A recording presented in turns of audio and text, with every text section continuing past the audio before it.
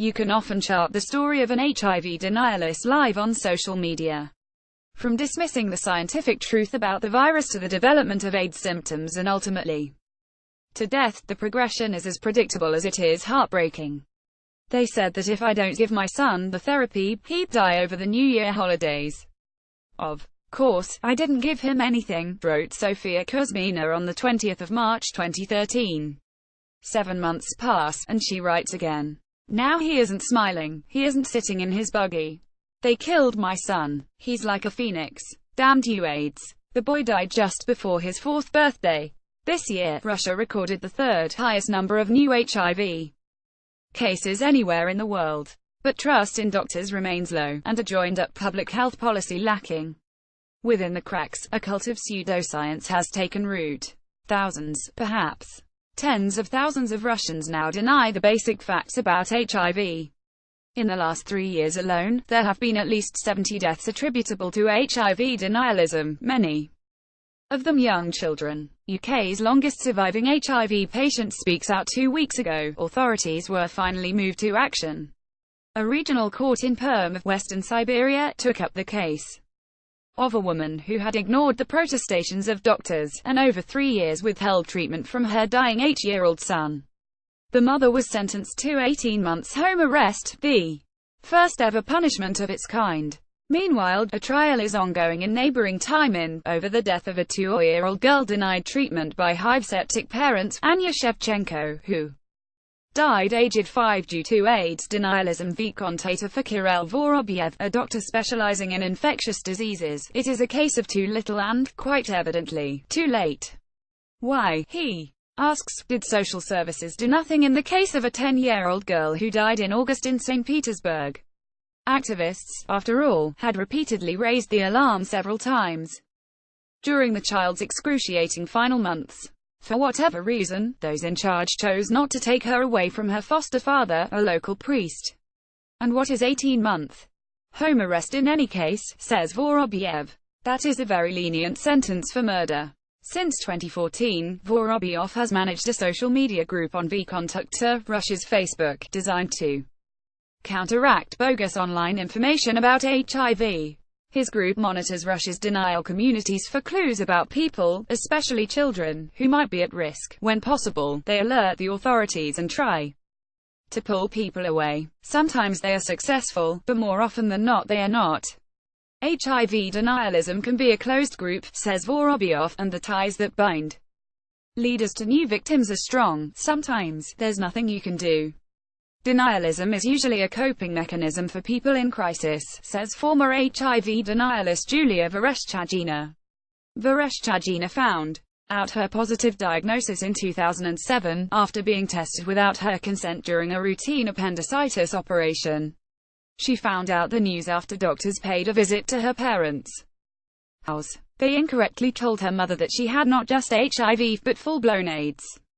That's when my denialism began. I understand the way I was told had a colossal effect on how I accepted things later, she says. A positive diagnosis handled badly is often the main trigger for HIV denialism, agrees Kirill Barsky, program director of STEPS, an HIV patient group in Moscow. Vereshchagina's case is an extreme example of how not to inform patients, but it isn't unique. Typically, Russians will discover their fate from an A4 envelope, he says. They won't even have to open it, the diagnosis will already be written on the doctor's white face. A test tube with HIV-positive blood in an infectious diseases hospital in Moscow. Getting proper psychological support is unusual. If they are lucky, patients will be told about antiretroviral therapy, and about the possibility of extending the life expectancy to near normal levels. Or they might not. Just as likely, they will come away with the impression they have contracted the modern-day plague, with no more than a couple of years of life left. So desperate patients turn to alcohol, drugs, and then they turn to the internet. Here they make a discovery that HIV doesn't have to exist. That HIV doesn't cause AIDS. That it's the toxic medicine and anal sex that cause AIDS. Change the lifestyle, bathe yourself in hot springs, give yourself a silver enema, and everything will be just fine. Perhaps you'd like to buy this miracle cure for cancer too. These are, after all, very fertile grounds for all kinds of swindlers. Russia's army of HIV conspiracists include prominent TV personalities like Alexander Gordon, but perhaps its most influential is a woman called Olga Kovac. A former military doctor, Kovac was, at least until recently, a regular expert on federal TV. She has dished out advice about the widest spectrum of medical conditions, doubting the existence of pneumonia, the benefit of vaccinations, and even suggesting TB could be cured with the proper administration of ham sandwiches. But it was on HIV where her wisdom was most pernicious. Her shadowy role advising the parents of young HIV denial victims has been so well documented that a local publication took to calling her Dr. Death. Conspiracy theorists include prominent TV presenter Alexander Gordon. The Independent tried on several occasions to speak with Kovac, but unsuccessfully. In a series of aggressive messages, it was told by an anonymous administrator on the Doctors v Contator group, likely by Kovac herself, to mind its own business.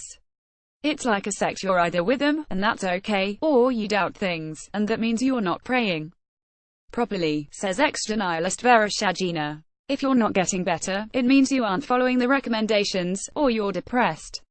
I remember one denialist asked me if I had contracted HIV from stress. For the quietly spoken head of the Federal AIDS Center, Vadim Pokrovsky, dealing with demagoguery is part of the job. It has accompanied his life's work at every step, he says, right from the moment he began looking for HIV-positive patients in what was then the Soviet Union. People used to dismiss the disease as a disease of capitalism, saying that Russia couldn't possibly have it because there was no prostitution here, he says. Incidentally, that was also untrue. It took a little while, but Pokrovsky and his team eventually documented the first HIV case in 1985, involving a migrant from South Africa, and the first case involving a Russian 2 years later.